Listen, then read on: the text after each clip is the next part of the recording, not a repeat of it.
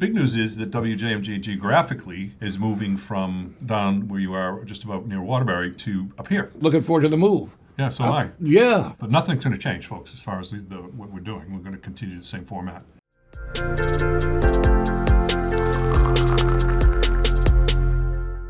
Hello, I'm Archbishop Christopher Coyne, and this is a summer afternoon, and joining me on Coffee with the Archbishop is Mr. Steve Savino, the Program Director of WJMJ. Welcome, Steve. Good. Hello, Archbishop. Hello. How do you take your coffee? A little shot of cream. You know, I noticed some of the other Oh, I guests. thought you were going to say a little shot of like Zubuka or something like that. It's not like... Well, because I noticed some of the other guests always take it like I haven't got there yet. So I'm just a little shot, just a little. When I was at this Sunday, I was at the Festa for Our Lady of Mount Carmel in Thomasville and Enfield, and they were serving espresso after mass in the morning. I said, "Can I have an espresso cafe corretto?"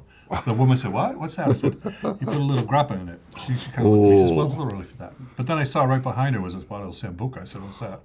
I didn't. That's even better. I had work to do. It's even better. I just saw you this morning. I was over at ORTV, WJMJ for Yes. for taping. I did the TV Mass Live. It's nice when you do the mass, you stop on by, which we love that as an open invitation. And, you know, we had nice conversation. We talked from Blues Brothers to the Archbishop's Appeal. Yeah, we did. Yeah. It was usually about 5 or 6 minutes. Yeah. Just enough to cause trouble. Enough trouble. But again, you know, WJMJ has been, you know, we briefly mentioned, you know, people always ask us, what does JMJ stand for? Well, I could come up with all different things. Jesus, Mary, and Joseph. Jesus, Mary, and Joseph. And I think briefly before we started the podcast, you're talking about Archbishop Whalen and the vision that he had to start a station like this. And I quote me if I'm not wrong, the first and to date the only radio station archdiocesan run. As far as I know. Yeah. I thought there was one out in Long Island for a while, but it's a freestanding, not-for-profit connected with us, and serves not only the Archdiocese of Harvard, it serves all of Connecticut and a little bit into Rhode Island, a little bit into Springfield, all those things. So it's a pretty wide range. And then you have a lot of people listening on live stream on the radio. Yeah. It was kind of somebody like from Australia listening to you. Australia, again, besides Canada, and you're right, parts of Europe. I mean, we get lots of Italy, listeners from Italy, which is beautiful. Not some of my family members, but... So how long have you been at the radio station? Around little over 8 years now. Okay. Over 8 years. Did you start out as a DJ and then move into programming? Were you hired as a programmer? No, as a programmer, because I came back from, I was originally, Father John knew me from my days at 1080. I was an executive producer, programmer, producer, and back in the day, as I always say, we had lots of celebrity guests, newsmaker interviews, so that's where he knew me from. Okay, so 1080 is, for our listeners that don't know, the history of the radio stations around here. Oh, in Hartford, WTIC 1080. That's the one right near the cemetery. Exactly. St. Benedict Cemetery. So he knew me from there, but before that, I was programming my local station in Bristol, and so from there, I started in my hometown back in the day when I was 18, and then from there, I got turned on to producing and programming, because there's so many aspects of our industry that we say, don't be a one-trick pony. That's what I advise. Now, when Archbishop Whalen started WJMJ, he would only allow instrumental music to be played. Yes. Because he thought that the lyrics of the time of rock and roll and other times were too suggestive. Yes. And he was, but that has changed. That has changed. Now, downstairs in St. Thomas Seminary, where this is all situated now, was the original JMJ broadcast studio. That's right. And down there was still a whole collection of records. And we had a seminarian who was looking for a job, and after cleaning it out, his job was to go through all the records and see if we had people who wanted, maybe buy them, in quantity, not individually. Most of them were instrumentals and classical music. So, they said they weren't interested. Fronty and Teicher, I'm but sure. What he did find was we had some pretty significant antique turntables and other things, and those sold. People wanted the antiques. It was interesting. You have antique announcers down there too. Just the old priests upstairs. All that.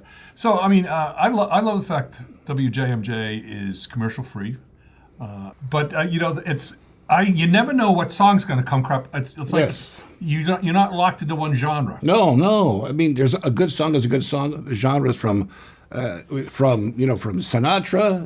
to Swift. Yeah. So, we mentioned, and we used to talk with some of these consultants and saying, listen, 450 songs is good for a playlist. I disagree with that. You want to make sure you give a listener a nice surprise. I always say we approach programming, think as a listener. What would they like? Yeah. But it's also a Catholic radio station. Yes. So you have inserted on different points of the hour, yes. not only the news and the weather, but also thought for the day, saint of the day, and then Father has this thing in the evening. I forget what. In the afterglow. In the afterglow. Yeah. That's usually you have to have a massage. It's a way to to wrap up your weekday. Yes, so it's a perfect complement to the day. So you're right, and even though it's something for everybody, we're faith-based lives. It's people of all faiths. We've talked to agnostic people who are atheists who listen to us. But you also have an oldies station on Saturday. There's oldies. We do the Saturday oldies night. programming, rock and roll revival show with Mark, and we get tons of requests. Besides from Connecticut, all over the country, all over, especially from Canada. It appeals again the base that we're seeing. More people saying because they're not getting serviced by not trying to put down other traditional radio stations, because we do serve the community, and you can have a great playlist, but it's what you do in between the songs that matters. Well, yeah, and the other thing that's great about it is non-political. Yeah, in other words, yes. it's just we just entertain, inform, and pray. Yeah. And we don't take commercials, so you don't have to be being barraged with different things or different interests and all that. It's just kind of fun. Now I'll tell you, we have like 4 used cars in good shape, but they're our fleet here. And every once in a while, instead of driving the big thing that I have, if it's just myself or something, I'll grab one of the fleet cars. It's always tuned to WJMJ. That's wonderful. No matter who's using it, it's JMJ. Love it. I don't know where that happened. I don't know whether someone just decided to plug in all the numbers or something like that. And they're not on our payroll list. Trust me. Now, the big news is that WJMJ geographically is moving from down where you are, just about near Waterbury, to up here. So we hear. That's right. Looking forward to the move. Yeah, so am I. Yeah.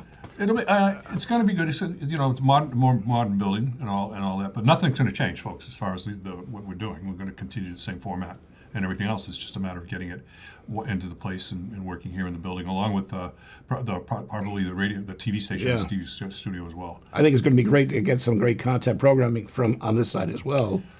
Yeah. I think one of the things that's good is they're often struggling to get people to do the masses on a weekday. Mm-hmm. And like if you're here, you're Catholic Central. We got priests and everybody flowing in and out of here all the time. So it should be a lot easier enough. If somebody comes along and says it's 9:45, we still don't have a priest. Okay, I'll go, or somebody will go down and do it. I think it's great. Plus, if you wanted to stop on by, not just when you're doing the mass, you could stop by. To provide some audio. I call it audio nourishments for our listeners. Yeah, I don't. For me, I don't want to. Don't want to tinker with a good thing. So the format the way it is good. The programming the way it is good. Yeah.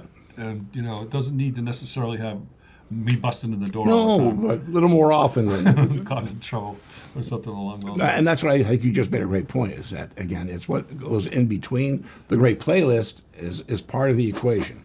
And it's nice that we serve the community. The community, we twice a year we come with our radiothons, but twice a year, as we say, we go to our listeners who we serve. And you're good to the community, and vice versa. The community will be good to you. Yeah. Well, I'm glad. And the other thing you have to say in terms of like just your comfort's another thing. We have a cafeteria here. Oh, well, that's good. Well, that's all they cook for Italian food. That's good Italian. Now, what's your favorite Italian food? Oh, it depends on the day. Like I love lasagna, or I love thin, what we call beef short rib ravioli. Oh, that's good too. Did your family grow up with the big Sunday dinner? Oh yeah, that was tradition. Started with the red gravy. If it was, and my grandmother, she would have a cookie factory, all the time to Christmas time. Oh yeah. She'd be rolling out dough, and she'd sell her cookies down to the market down the road. You miss those traditions, but I wish I took the recipes. Now you by the way, before we're closing out now, you brought me a couple little gifts. You found out that I was a sci-fi fan and a Star Wars fan. Love it. And so behind me on the shelf is 3 cartridges of the 3 original Star Wars movies, episode 4, 5, and 6. I wish they were signed by some of the stars. That's enough. It's there. Now I have to just find a VHS player somewhere. More of a prop. Dig it out somewhere, maybe. More of a prop. And then, another tchotchke from the park. I think Zach had mentioned, or David had mentioned, I can't remember which movie it's from. I think it's from Star Wars 1, Vehicle 1. Anyway. Yeah, I forget the name of the Android, but it's got Coca-Cola on the side of it now too. Oh, so, So yeah, that's what you have to. So, but I it's think like be something or other. yeah. I don't know. Well, thanks for coming on, Steve. Oh my God, pleasure. Thank you guys for having me. And Pleasure. It's going to be a pleasure working closer with you. Looking forward to it. I'm looking forward to the move. Thank you. Okay. And oh, by the way, I'm drinking nice coffee. And this is coffee with the Archbishop. God bless.